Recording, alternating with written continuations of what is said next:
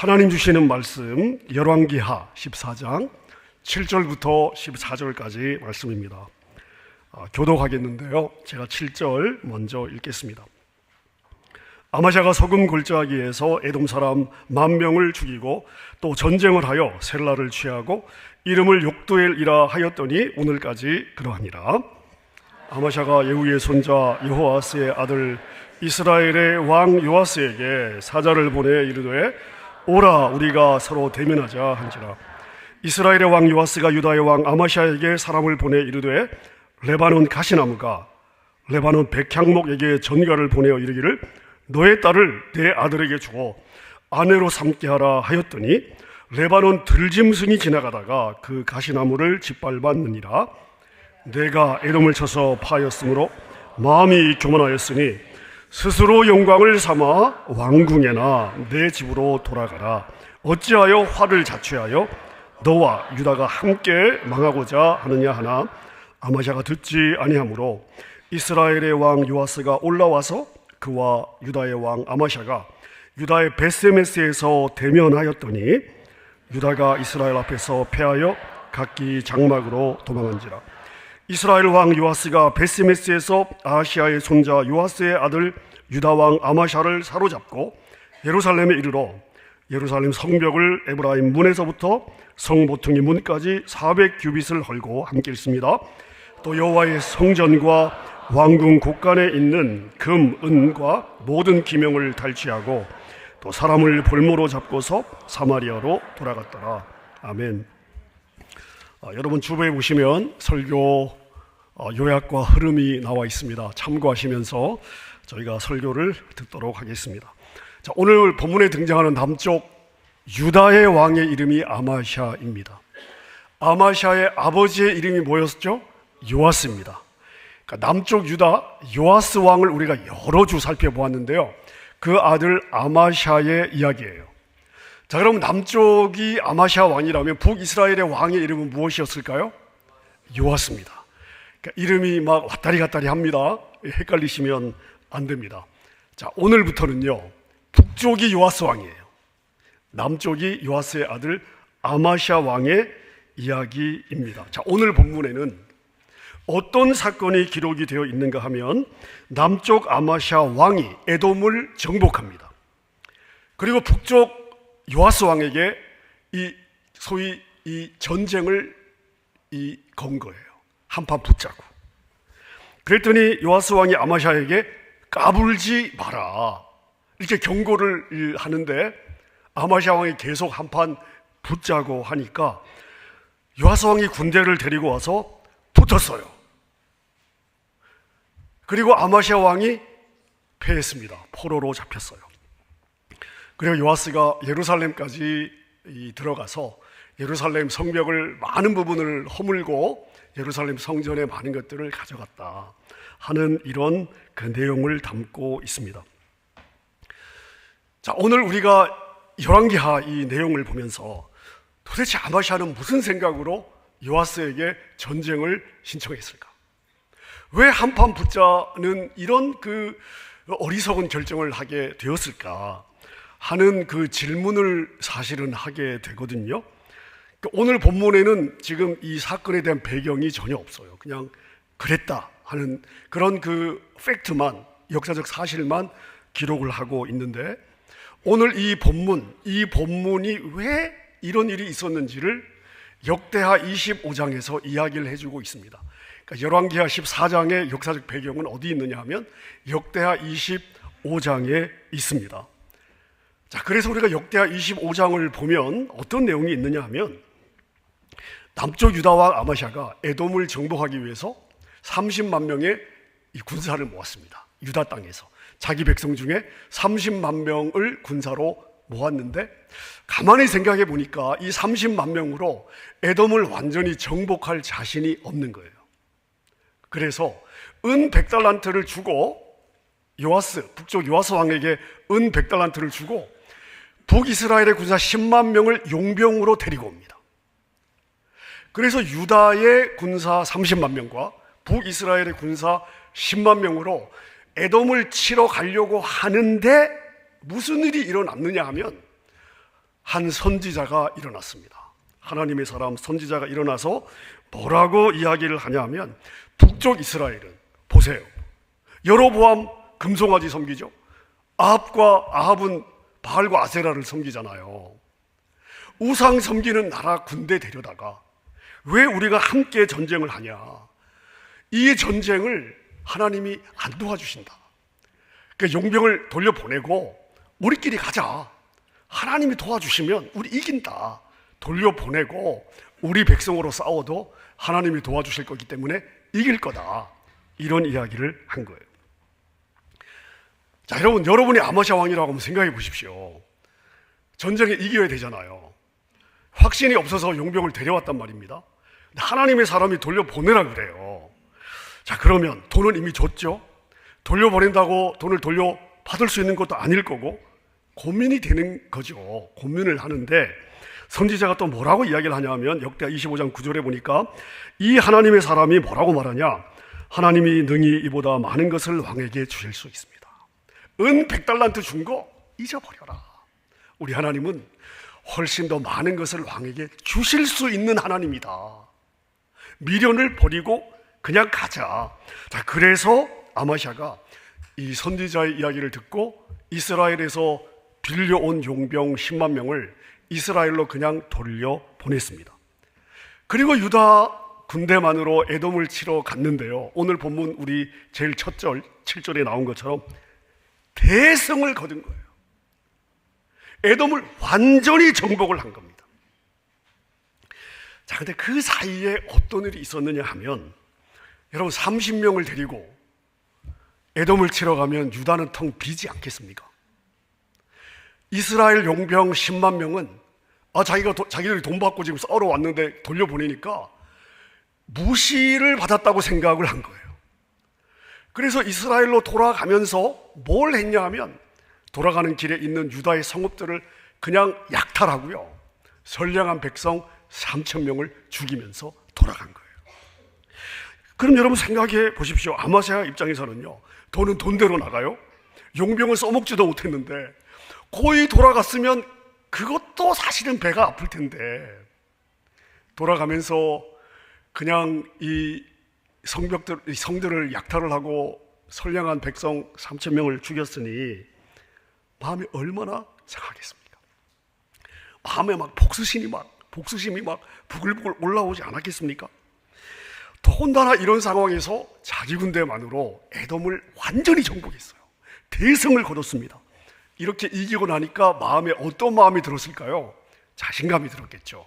우리 군대만으로 이스라엘 이 나쁜 놈들, 돈 먹었으면 됐지 왜 약탈까지 하냐, 용서가 안 되는 거예요. 그래서 에돔 승리하고 이 자신감에, 그 다음에 이 이스라엘 용병에 대한 억울함과 이 복수심, 자, 이 마음으로 북이스라엘의 요아스에게 전쟁을 건 거예요. 한판 붙자고, 이 나쁜 놈들 내가 반드시 복수할 거야, 이런 마음이 있었던 거죠. 요아스 왕의 입장에서는요, 여러분 이 열왕기 하에는 이야기가 없습니다만은 우리가 역대 이 하를 보면요, 이 북이스라엘의 요아스 왕은 그 당시 별명이 뭐였냐면 전쟁의 신이었어요. 아람 아시죠? 계속 아람 이야기가 나오잖아요. 가장 강대국, 그 당시에 아람이 3번을 이스라엘을 쳐들어왔는데 요아스가 아주 넉넉하게 다 깨부셨어요. 전쟁의 신이에요. 요아스 입장에서 깜도 안 되는 유다 아마샤가 자꾸만 전쟁을 거니까 싸우기가 귀찮은 거예요. 게임도 안 되는데. 그래서 이 요아스 왕이 아마샤에게 우화를 하나 이야기를 하면서, 너는 나에게 게임이 안 되니까 그냥 까불어져 있어라, 까불지 마라, 이렇게 이야기를 합니다. 자, 그러면서 무슨 우화를 드냐? 자, 오늘 본문 9절 10절 제가 한번 읽어보겠습니다. 이스라엘의 왕 요아스가 유다의 왕 아마샤에게 사람을 보내 이르되, 이게 우화예요. 이게 사사기 9장에 나오는 우화예요. 성경 사사기에 나오는 아비멜렉에게 기드온의 아들이 주었던 우화를 살짝 변경해서 지금 요아스가 써먹는 거예요. 우화가 뭐냐? 레바논 가시나무가 레바논 백향목에게 전가를 보내어 이르기를 너의 딸을 내 아들에게 주어 아내로 삼게 해라. 여러분, 레바논의 가시나무는요 쓸모가 없는 나무입니다. 반면에 레바논의 백향목은 솔로몬이 성전을 지을 때 제일 먼저 준비한 게 뭐예요? 레바논 왕에게 돈을 주고 백향목을 가져오잖아요. 솔로몬 성전을 레바논의 백향목으로 지었거든요. 가치가 비교가 안 되는 거예요. 근데 레바논의 가시나무가 레바논 백향목에게 우리 사돈을 맺자 하니까 레바논의 들짐승들이 그 이야기를 듣고 너무 기가 막혀가지고 가시나무를 확 밟아버리다는 것입니다. 이런 우화를 남쪽 아마샤에게 이야기를 하면서 10절을 보세요. 내가 에돔을 쳐서 이겨서 마음이 교만하였으면 스스로 그 이긴 영광을 취하고 왕궁이나 네 집에서 편안히 그냥 살아라. 왜 화를 버냐? 왜 벌을 버냐? 왜 망하려고 자꾸만 그러냐? 이렇게 요아스가 여러 번 그냥 참으라고 이렇게 이야기를 했는데 아마샤가 열이 받았잖아요, 이미. 그리고 자신감이 붙었잖아요. 계속 이야기를 하는 거예요. 그러니까 요아스가 참다 군대를 거느리고 와서 한판 붙었는데 유다가 깨진 거예요. 아마샤가 포로로 잡혔어요. 그리고 북이스라엘로 끌려가서 15년을 포로 생활을 합니다. 어리석은 왕이죠. 어리석은 왕입니다. 여러분, 객관적으로 아마샤는 북이스라엘을 이길 객관적인 군사력이 안 되었습니다. 비록 에돔을 쳐서 이기긴 했지만 하나님의 도우심으로 승리한 것이지 그렇다고 북이스라엘을 이길만 하지 않았던 것입니다. 더군다나 이 아마샤가요 얼마나 어리석은 사람인가 하면 에돔을 쳐서 에돔을 정복했어요. 그리고 나서는 에돔의 신을 가져다가 예루살렘에 놓고요 자기랑 백성들이 그 신을 섬기는 거예요. 분향을 하고 제사를 드리고. 여러분 생각해 보세요. 자기가 정복한 나라의 신이면 힘이 없는 거잖아요. 그 에돔의 신을, 에돔을 정복하고 에돔의 신을 예루살렘에 가지고 와서 분향하고 제사를 드리는 그런 어리석은 사람이었습니다. 그러니 이스라엘하고 싸울 때 하나님이 도와주시겠어요? 어리석은 왕입니다. 자, 그럼 여러분, 우리는 이 아마샤 왕을 보면서 무엇을 배워야 되겠습니까? 한 나라의 왕이 이런 결정을 했습니다. 자기도 망했습니다. 나라도 큰 어려움을 겪었습니다. 한 지도자의 생각이 자기의 삶뿐만 아니라 자기가 이끄는 조직, 국가에 엄청난 어려움을 지금 초래한 것이죠. 자, 우리는 이런 아마샤 왕을 보면서 무엇을 배워야 되겠는가? 여러분, 제가 신학을 시작하고 전도사 생활을 10년 했습니다. 시드니에서 7년 했고요. 미시간에서 3년을 했습니다. 전도사 생활을 10년을 했고요.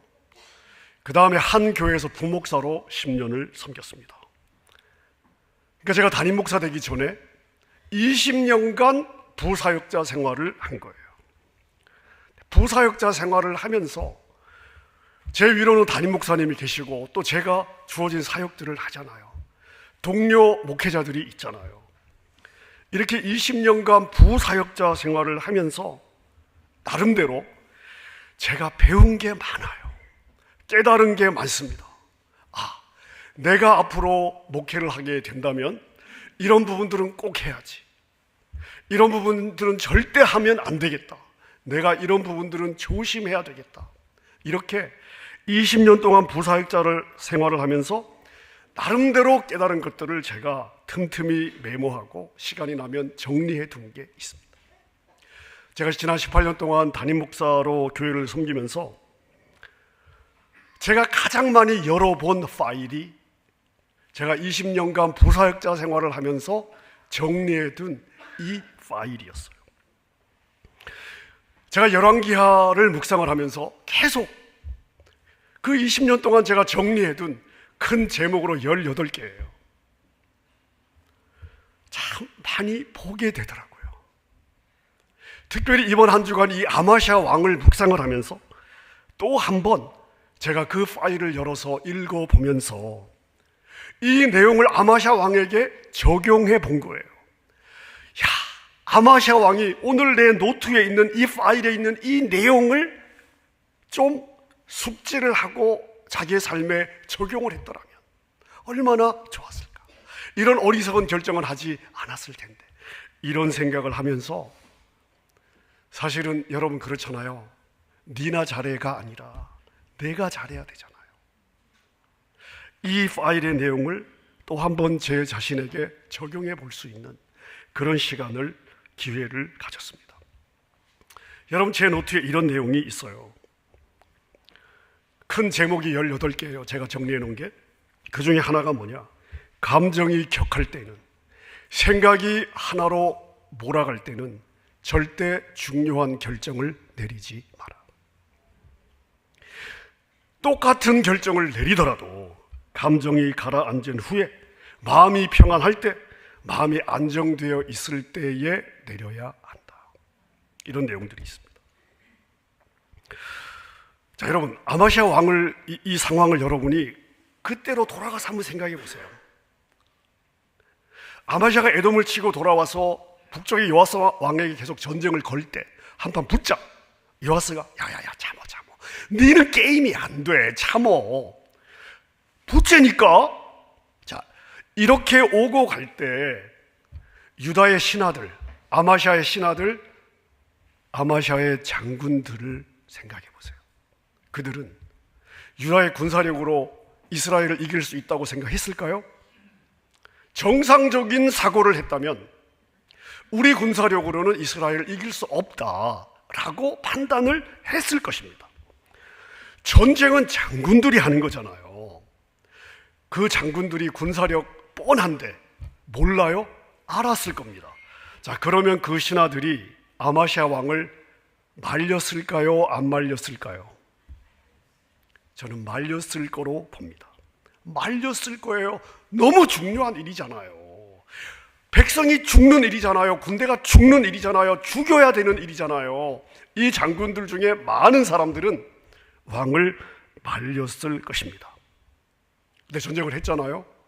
왜요? 아마시아가 듣지 않은 거예요.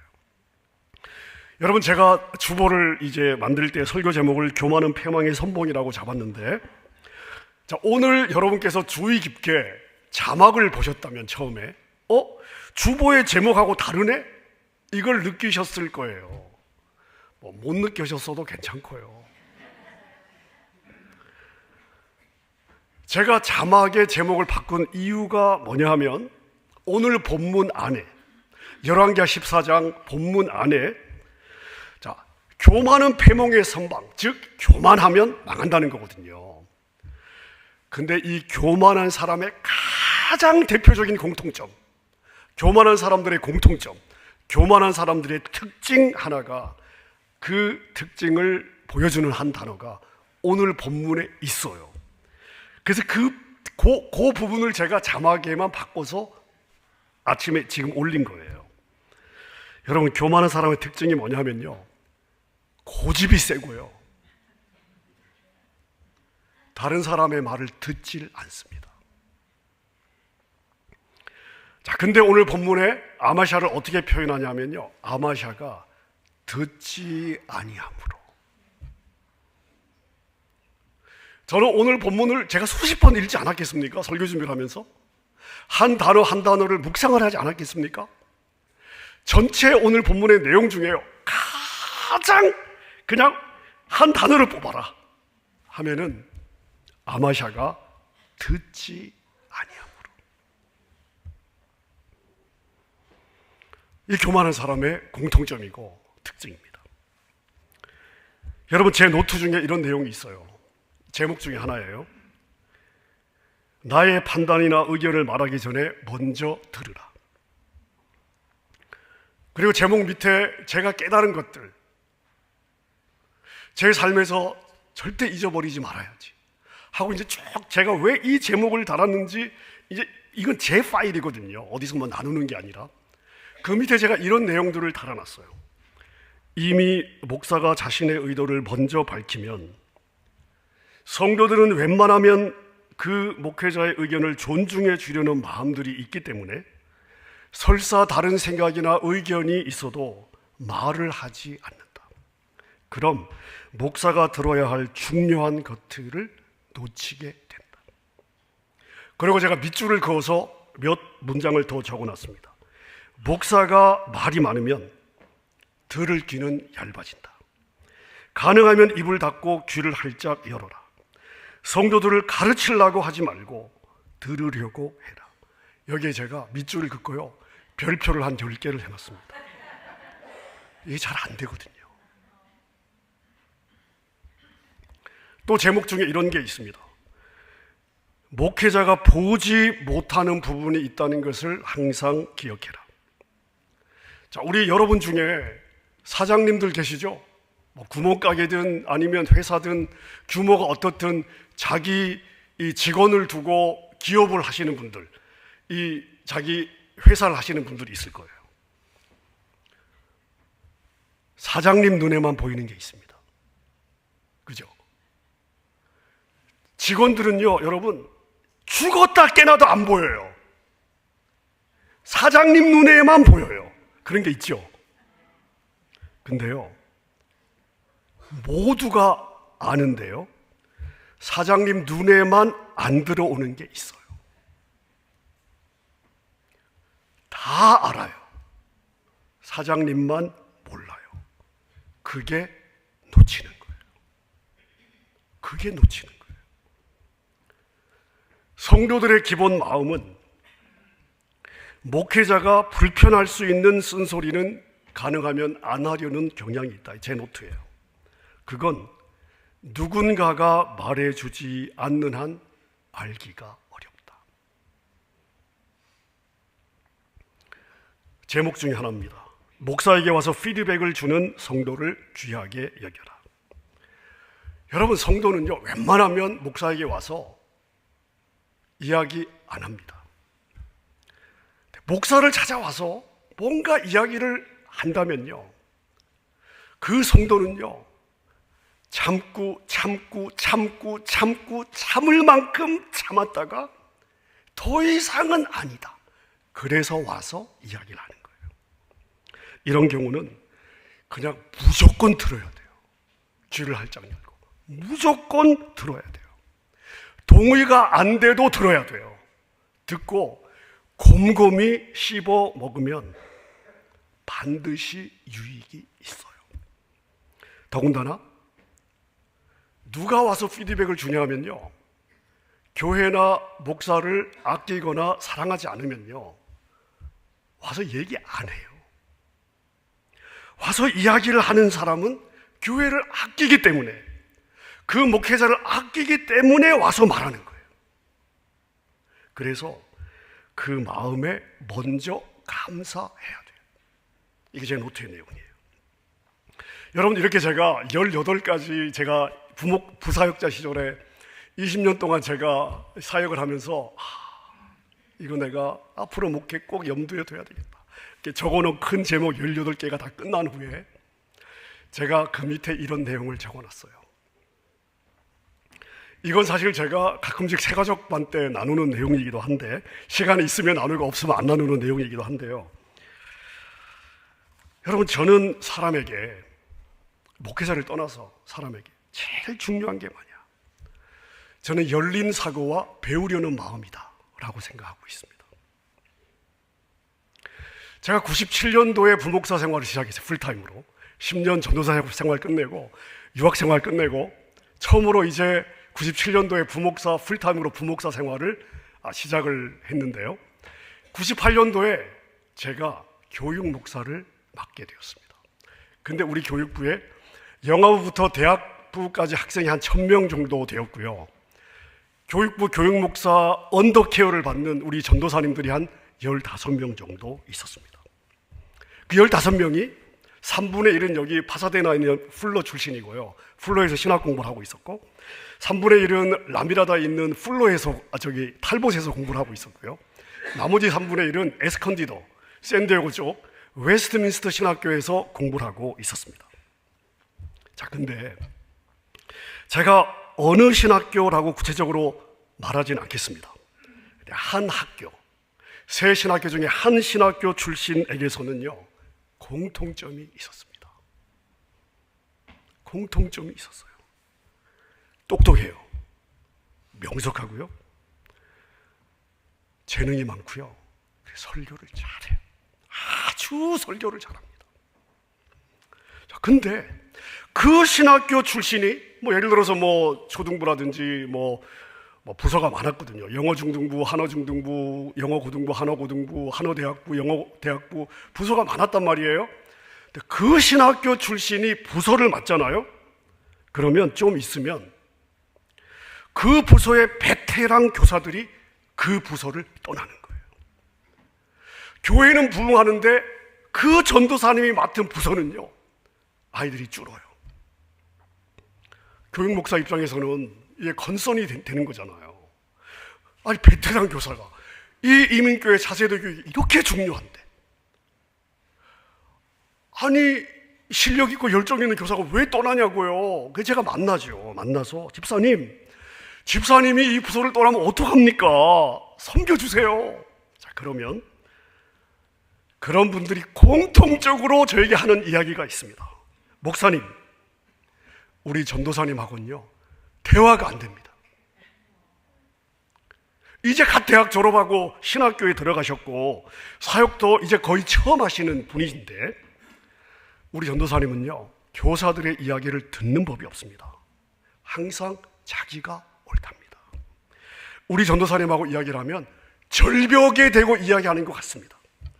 우리가 좀 이렇게 피드백을 주고 좀 이야기를 하면 자기가 옳고 우리가 그르다는 이야기를 3시간을 이야기를 합니다. 속이 터지고 답답해서 더 이상은 못하겠습니다. 이게 그 부서를 떠나는 교사들의 한결같은 대답이었어요. 여러분, 제가 교육 목사니까 제 언더케어에 있는 전도사님들 부서에서 사역에서 그런 일이 있으면 제가 피드백을 주고 이야기를 해야 되잖아요. 개인적으로 불러서 이제 교제를 하고 대화를 합니다. 그리고 이제 그런 그 피드백들을 좀 나누고 이야기를 제가 한 5분, 10분 쫙 이제 이야기를 하려고 그러면요, 감이 오시죠? 교육 목사인 저를 설득을 해요. 자기가 옳고 그분들이 왜 틀렸는지 저를 설득을 합니다. 여러분, 저는 그 모습을 보면서요 너무 절망이 되었습니다. 여러분 생각해 보세요. 지금 교육 목사가 지금 베테랑 교사들이 떠나가고 있는 상황에서 자기에 대한 피드백을 가지고 이야기를 하면 자신의 문제가 뭔지 먼저 들어야 되는 거 아닙니까? 그래야 자기 사역에 도움이 되는 거잖아요. 자신이 놓치는 게 뭔지를 들어야 해결이 되는 거예요. 여러분, 제가 설득이 되면 자기 문제가 없어집니까? 제가 설득이 되면? 근데 듣지 않습니다. 교육 목사인 제가 주는 그 피드백, 성도들의 의견을 전달하고 주는 피드백을 듣거나 그 피드백을 가지고 자기를 돌아보는 사역자들이, 그 신학교 출신들은요 없었습니다. 한 명도. 그 신학교 출신들의 공통점이었어요. 여러분, 사실 누군가가 나에 대해 피드백을 준다면 기분이 나쁠 수 있지만요, 나를 아끼거나 사랑하지 않으면 절대 피드백 자체를 주지 않아요. 그러면 오히려 커피 사주고 밥을 사주면서 들어야 되는 거 아닙니까? 내가 뭘 놓치고 있는지. 근데 여러분, 저는 이 사역의 현장에서 이런 똥꼬집을 가진 사역자들이 너무나 많았습니다. 항상 자기가 옳고 내가 말하면 상대방 그냥 들어야 돼요. 그리고 누가 피드백을 주면 불순종하는 거예요. 그렇게 간주를 해요. 여러분, 저는 그때 깨달았어요. 98년도에 제가 교육 목사를 하고 15명의 교육 전도사님들하고 같이 사역을 하면서 그때 제가 깨달았어요. 아무리 설교를 잘하고 능력과 은사가 있어도 생각이 닦여 있고, 내로우 마인드, 생각이 좁고 생각이 닦여 있고 사람의 말을 듣지 않는 사역자는 목회가 어렵겠구나.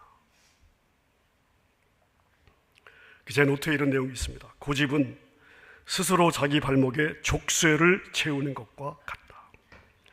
족쇄를 차고서 어떻게 성장할 수 있으며 달려갈 수 있겠는가.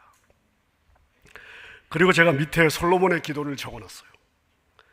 솔로몬이 성전을 짓고 1000번째 제사를 드린 후에 잠이 들었어요. 하나님이 솔로몬의 꿈에 나타나셨습니다. 솔로몬아, 내가 너에게 무엇을 해줄까? 그랬더니 솔로몬이 뭐라고 그래요? 하나님, 저에게 지혜를 주십시오. 역대기에는 지혜와 총명을 주십시오 이렇게 되어 있습니다. 그런데요, 우리가 보는 이 개역개정으로 번역이 바뀔 때 열왕기상의 지혜는 어떤 단어로 바뀌었냐면요, 하나님, 제가 주의 백성들을 잘 다스리도록 저에게 듣는 마음을 주십시오. 듣는 귀를 주십시오. 열왕기상에는 그렇게 번역이 되어 있습니다. 하나님, 내가 주의 백성을 잘 다스리도록 나에게 듣는 귀를 주십시오. 여러분 생각해 보세요. 솔로몬의 꿈이요. 여러분, 솔로몬이 그거 달라고 기도했어요? 꿈 얘기예요. 여러분의 꿈을 선택하십니까?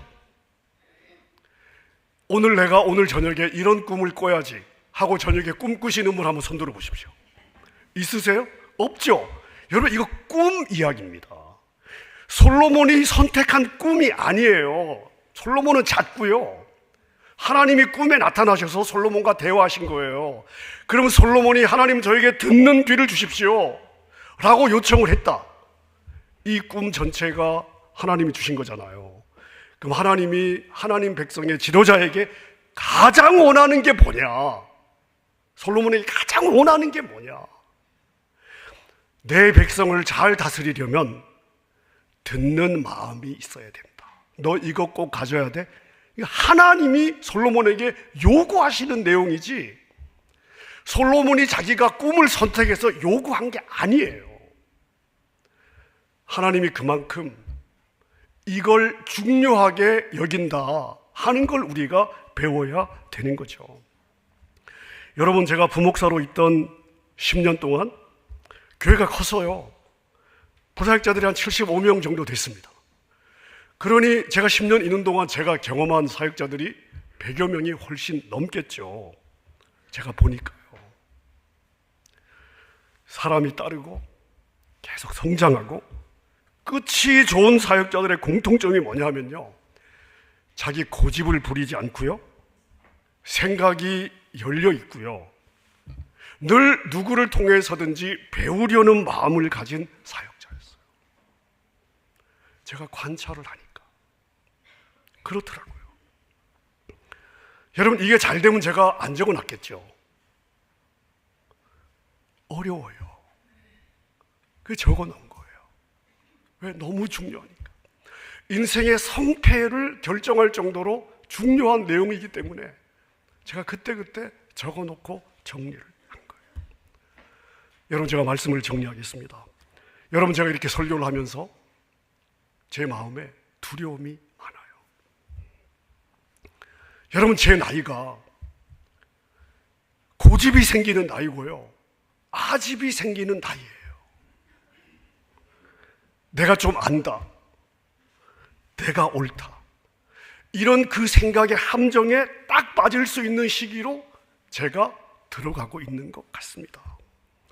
여러분, 제 안에서 예전에 없었던 그런 종류의 생각들이 꿈틀꿈틀해요. 예전보다 훨씬 더 많이 느끼고 있습니다. 그런 제 자신을 볼 때마다 제가 소스라치게 놀라고요, 정말 위험하다, 이렇게 생각이 될 때가 종종 있습니다. 가끔이 아니에요. 열왕기서를 묵상하면서 쭉 묵상해 오면서 사실 매주의 말씀이요, 저에게 주시는 말씀이었어요. 왕들의 역사잖아요. 저에게 주시는 말씀이었습니다. 제 자신을 돌아보아야 되는 말씀이었어요. 나의 생각은 얼마나 열려 있는가? 나는 얼마나 귀를 열고 듣고자 하는가?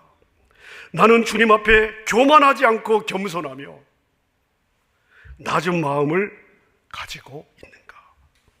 여러분, 저는 우리 교회 미래는요, 많은 부분 여기에 달려있다고 믿습니다. 여러분, 제가 신이 아니에요. 저도 사람입니다. 제가 제 마음을 어떻게 개런티할 수 있겠습니까?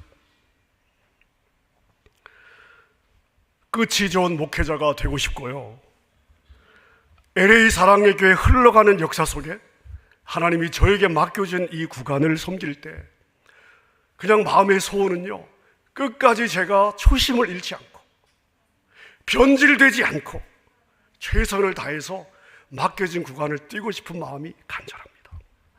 그래서 여러분들이 저를 위해서 기도해 주셔야 돼요.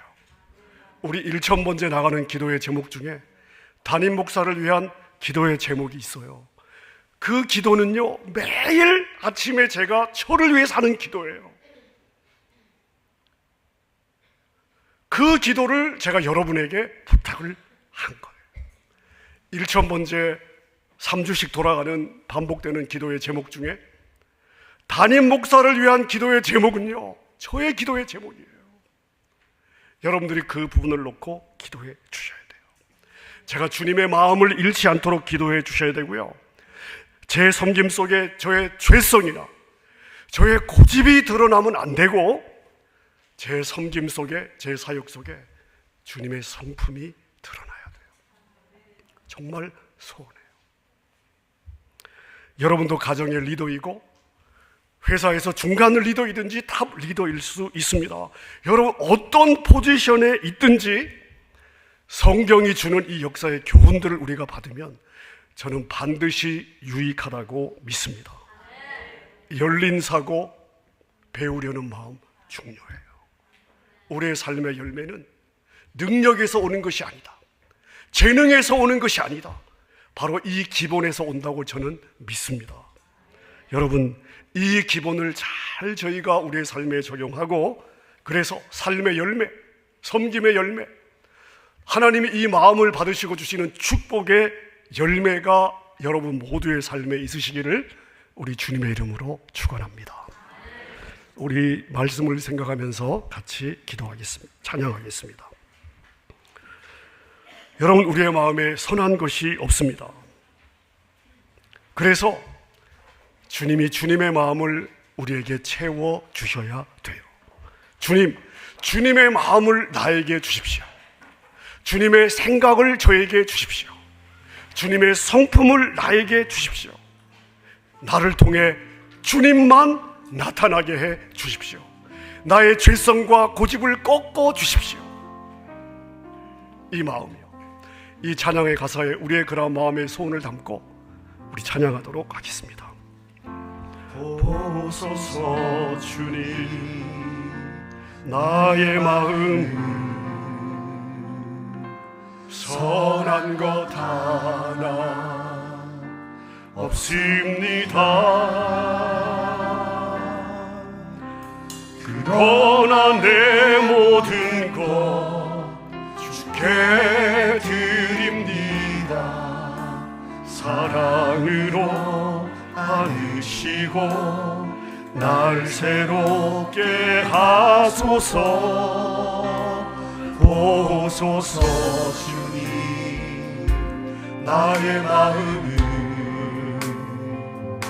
선한 것 하나 없습니다. 그러나 내 모든 것 주께 드립니다. 사랑으로 안으시고 날 새롭게 하소서. 주님 마음 내게 주소서. 내 아버지